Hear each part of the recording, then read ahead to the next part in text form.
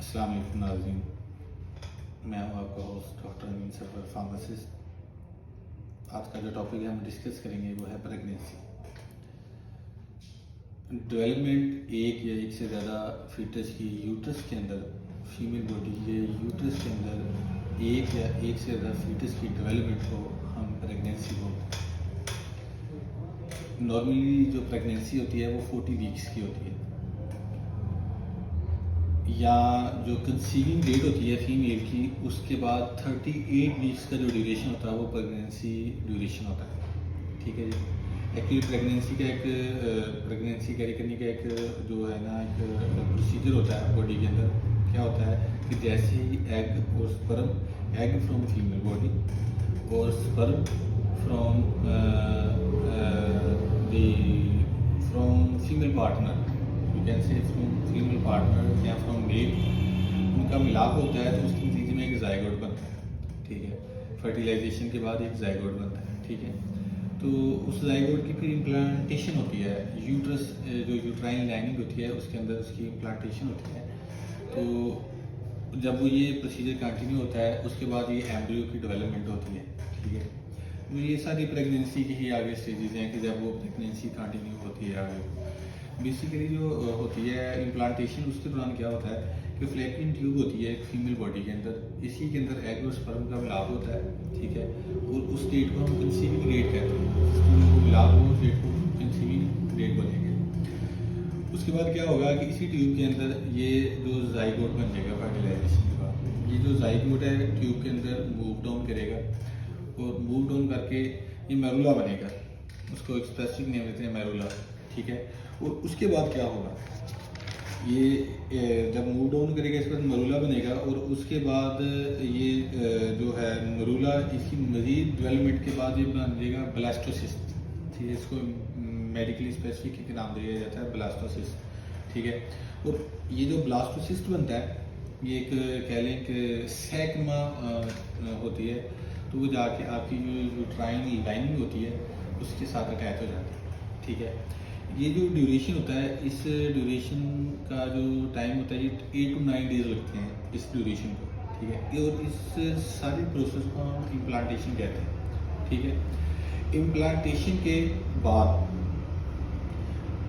Implantation से 7 to 8 weeks कह लें के अंदर एम्ब्रियो की फॉर्मेशन होती है, या कह लेंगे कि प्रॉपर प्लेसेंटा है वो डेवलप हो जाता है। ठीक है, और वो एम्ब्रियो के अंदर होता है।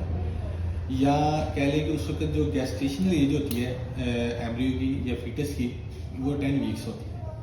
क्योंकि जो हम गेस्टेशनल एज है वो जिस मंथ में या जिस साइकिल में प्रेगनेंसी हुई है उस मंथ में या उस साइकिल में जिस डेट को मेंसेस स्टार्ट हुए थे उस डेट से हम कैलकुलेट करेंगे गेस्टेशनल एज फीटस की। कंसीविंग डेट से नहीं, क्योंकि ऐसे तो हमें पता नहीं होता कि कंसीविंग डेट एग्जैक्टली कौन सी है।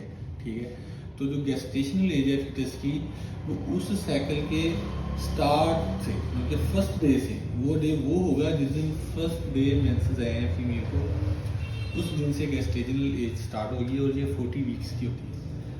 ठीक है, वो मैक्सिमम 40 वीक्स की होती है।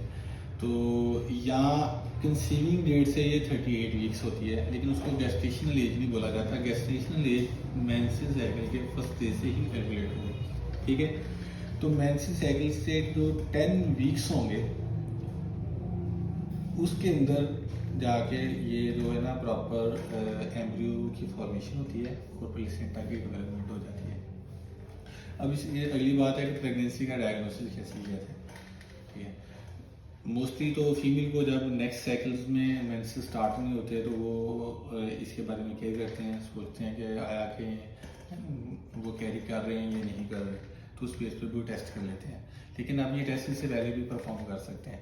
बड़ा कॉमन सा टेस्ट है पीजी स्ट्रिपिंग, जिसे प्रेगनेंसी स्ट्रिप आम जुबान में बोला जाता है। किसी भी फार्मेसी या मेडिकल स्टोर पर जाएंगे आपको प्रेगनेंसी स्ट्रिप मिल जाएगी। स्ट्रिप लें, वो यूरिन सैंपल लें, उसमें डिप करके उसका एक स्पेसिफिक तरीकाकार है उसको चेक कर लें, आपको पता चल जाएगा कि आपकी प्रेगनेंसी है या नहीं है, और उसके रिगार्डिंग आप प्रिवेंटिव मेजर्स लेना शुरू कर दें। ठीक हो गया जी, तो हो गया इसका डायग्नोसिस का सिंपल सा तरीका। या हम इसको अल्ट्रासाउंड की बेस पे भी डायग्नोज कर सकते हैं। ठीक है, इसके बाद है कि प्रिवेंशन, मतलब कि नॉर्मली मेडिकली अगर हम देखा जाए तो प्रेगनेंसी से प्रिवेंशन की जा सकती है इससे। अगर आप प्रेगनेंसी से अवॉइड करना चाहते हैं या आप प्रेगनेंसी के मेंटली रेडी नहीं है या आप उसको अवॉइड करना चाह रहे हैं तो इसका सिंपल है, या आप तो आप बर्थ कंट्रोल पिल्स यूज़ करें, वो आप अपने डॉक्टर से या गायनेकोलॉजिस्ट से रिकमेंड करवा लें, ठीक है, और आपको किसी भी नज़दीकी फार्मेसी से मिल जाएगी, या आप कंट्रासेप्टिव यूज़ करें या आप प्रिवेंटिव मीयर्स लें, ठीक है जी। प्रिवेंटिव मीयर्स लें तो ये आपकी प्रेगनेंसी कैरी आउट नहीं करेगी।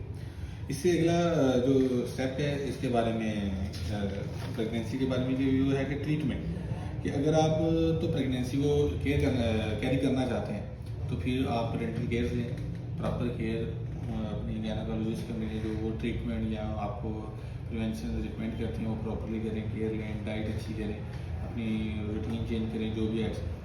लेकिन अगर आप इसको कैरी नहीं करना चाहते तो फिर इसका अगला स्टेप है आप इसको अबॉर्शन करवा दें। ये मैं प्रेगनेंसी ट्रीटमेंट की बात कर रहा हूँ फिलहाल। बाकी जब प्रेगनेंसी कैरी करेंगे या डिफरेंट कंडीशंस हैं उसमें कैसे, किस कंडीशन को कैसे ट्रीट किया जाना है वो मैं अलग से बताऊँगा। फिलहाल मैं जस्ट जनरली प्रेगनेंसी के बारे में बता रहा हूँ। अगर आप उसमें प्रिवेंट करना चाह रहे हैं तो बर्थ कंट्रोल पिल्स लें या कंट्रासेप्टिव यूज़ करें या प्रिवेंटिव मीयर्स लें। और अगर प्रेगनेंसी हो गई है और उसके बाद आप इसका कोई प्रेगनेंसी को ट्रीट करना चाह रहे हैं तो ट्रीट के दो ही ऑप्शन हैं कि प्रेगनेंसी को आप कैरी करना चाह रहे हैं तो उसकी प्रिवेंटिव जो पेरेंटल केयर है वो लें, और अगर आप इसको कैरी नहीं करना चाह रहे हैं तो आप अबॉर्शन करवा लें, which is illegal and unethical, ठीक है। तो लेकिन ये एक मेडिकली है तो मैं आपको समझा रहा हूँ, और कोशिश करनी चाहिए हमारी जो हम मुसलमान हैं तो इस्लाम मज़हब से हमारा तल्लुक़ है, तो ये एक इलीगल भी है कानूनी तौर पे और अनएथिकल भी है, गैर इस्लामी भी है, गैर शरई भी है। अनटिल अनलेस कोई मजबूरी हो वो उसमें तो शरीयत या हमारा जो मज़हब है वो भी हमें इजाज़त देता है, तो उस केस में तो हम कर सकते हैं, लेकिन ये आपकी हैबिट नहीं होनी चाहिए क्योंकि एक ज़िंदगी का सवाल होता है। और अल्लाह ताला का फरमान है कि एक इंसान जो ना, अगर आपने अल्लाह ताला का नबी से माफ़ करे कि अगर आपने एक ज़िंदगी को बचा लिया है तो आपने पूरी इंसानियत को बचा लिया, और अगर आपने एक इंसान को कत्ल कर दिया, एक ज़िंदगी को ख़त्म कर दिया तो गोया कि आपने पूरी ज़िंदगी या पूरी इंसानियत को ख़त्म कर दिया। तो कोशिश करें इससे अवॉइड करें अनटिल अनलेस कोई मेडिकल प्रॉब्लम या कोई ऐसी नागज़ीर जो सूरत हाल नहीं पैदा हो जाती।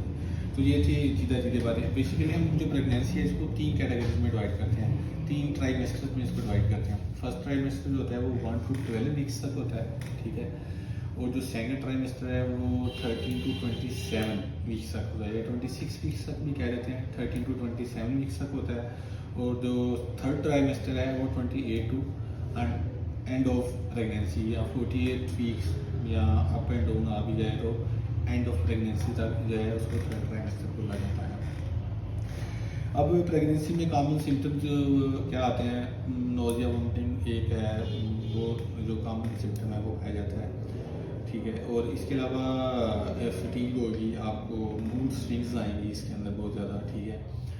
बेसिकली जो स्मेल चेंजेस आते हैं, जो फर्स्ट ट्राइमेस्टर उसके अंदर आपकी स्मेल चेंजेस भी आती हैं, मूड स्विंग्स भी आती हैं आपकी, ठीक है, और नोज़िया वोमिटिंग की कंडीशन थोड़ी सीवियर होती है।